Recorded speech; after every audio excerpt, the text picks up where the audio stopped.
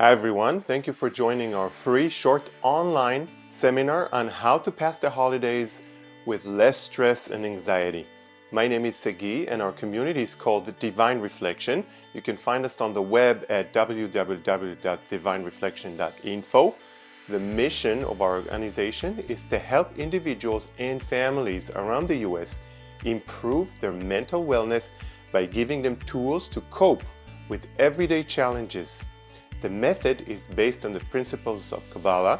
However, it is very compatible with all the monotheistic faiths. And the idea is for each and every person to practice our guidelines and methods inside your own faith. There's no preaching here or an effort to convert one from their faith, God forbid. Just to give tools to help people, families, and communities to cope with our daily challenges. So without further ado, let's begin with our short seminar.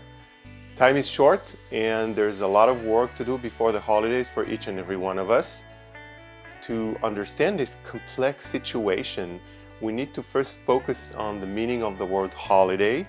What is a holiday and why there are so many expectations from that day?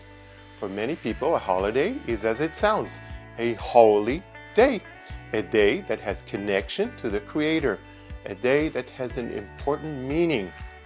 Let's look at the significance of the word holy. What makes something holy? There are holy people, holy objects, holy places, and holy events. The element that makes anything holy is the bond, the connection between people and the Creator. It is an action that gives earthly, natural, regular objects or people, places, and events connection to the divine, an invisible bond that connects something from our nature to the Creator that created us. In case of an object, it is an object that is used to perform a spiritual ritual that has a connection to the divine. In case of a place, it is a place that has a special connection to the divine. A place of worship, for example, or a temple. In the case of a person, it is a person that has higher bond, a higher level of connection to the Creator.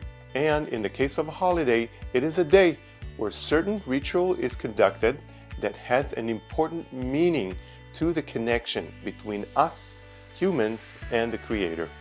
It is a day full of meaning, full of gratitude for our existence, a day that commemorates a certain event in our faith, a great miraculous event, something unnatural that happened, something above space and time that showed the entire universe the grace of the Lord.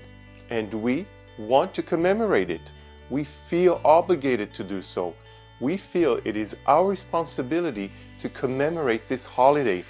We feel that we need to give thanks to the one that brought us into this universe and gave us life.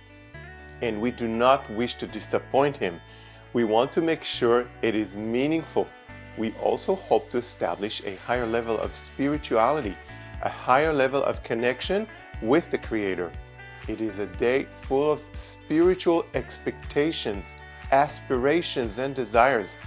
There is also an element of fear and respect to the Lord. It is the fear that we are not going to perform well, the fear that we are not going to give this important day the right attention and respect it needs. Those are a lot of emotions that are floating in our mind, expectations, fears, desires, and aspirations for elevated spirituality, an urge to make sure the Lord is content with our performance. It is in a way like an actor or a singer before a big show, or an athlete before a big competition. They want to make sure the show or the game is successful. They do not want to disappoint their audience. That kind of mindset creates a mixture of feelings, excitement and optimism on one hand, and stress and anxiety on the other hand. The second element of the holidays is not so divine and has not much to do with the religious part of the holiday. It lies on the social aspect of the holiday. we celebrate holidays with friends and family, and in any society there are social codes of behavior that create certain rules of conduct that elevate the level of stress and anxiety in each and every one of us during the holiday times. If we are hosting a holiday event in our house, we wish for the house to be at its best shape possible before the event. We invite friends and family members that we have not seen for a while. We want to give them the best impression of us.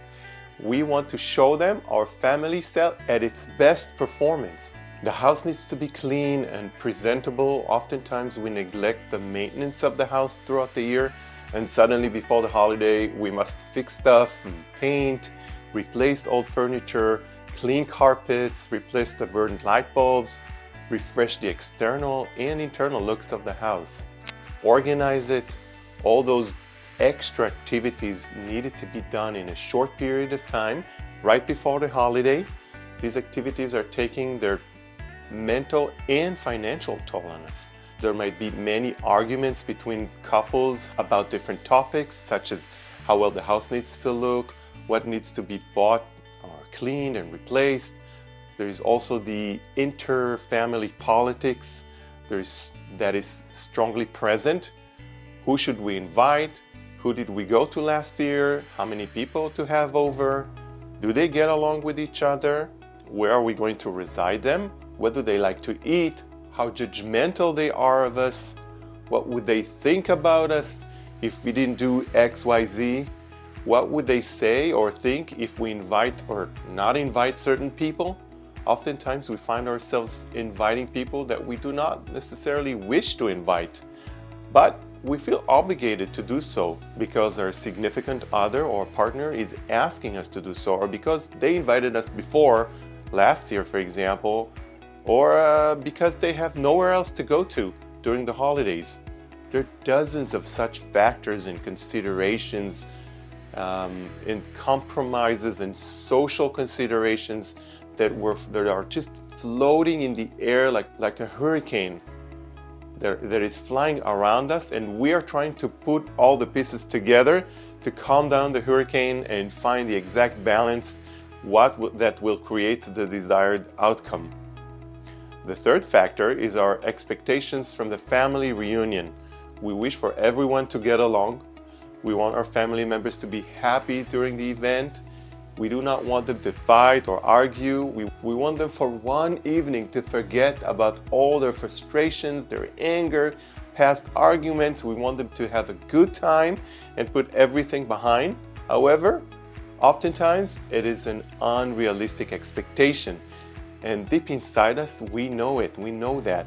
And we have an internal fear that all hell is going to break loose during the event, and all the underlying emotions and all the underlying emotional charge will float during the event and get clogged like a toilet.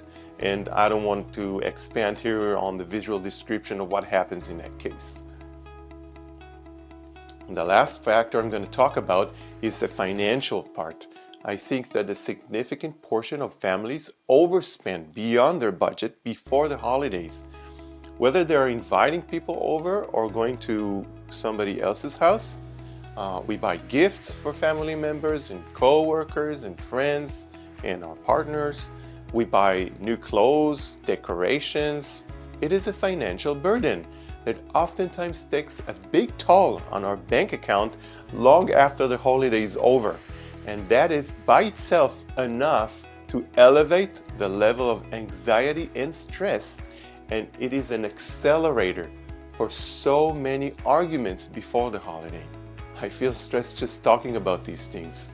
In the next session, we're going to learn how to adopt a simple but powerful mindset that is going to help us put an order to this huge tornado of thoughts and feelings, expectations and fears from the coming holidays, and bring focus, sanity, and most importantly, joy and happiness to our beloved holidays, and will help keep it holy instead of stressful and dreadful.